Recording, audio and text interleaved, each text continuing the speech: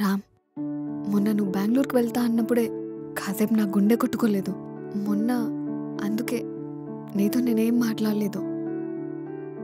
దాని గురించి మాట్లాడదాం అనుకునే లోపే కాల్ కట్ చేసావు. అది కాదు తారా, నా ప్రాజెక్ట్ ఓకే అయింది. ఎన్ని రోజుల కష్టమో నీకు తెలుసు కదా. కానీ సిచ్యువేషన్ ఏం బాలేదు రామ్. ఇంట్లో ఎప్పుడు ఏమవుతుందని భయం. నువ్వు నా పక్కనే ఉంటే నాకు ధైర్యం. ఇప్పుడు అంత దూరం వెళ్ళిపోతే ఇన్సెక్యూర్గా ఫీల్ అవుతా. వద్దు, వెళ్ళొద్దు రామ్. నువ్వు అలా ఏం ఫీల్ కాకు. బెంగళూరు ఎంత దూరం చెప్పు? బస్ ఎక్కి పడుకొని లేచిలోపు నీ ముందరుంటా. జస్ట్ 1 మంతే కదనే, ప్లీజ్.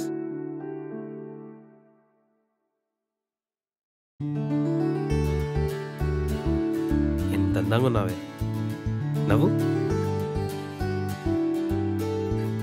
సరే, తినడానికి ఏమైనా చేసుకొస్తా.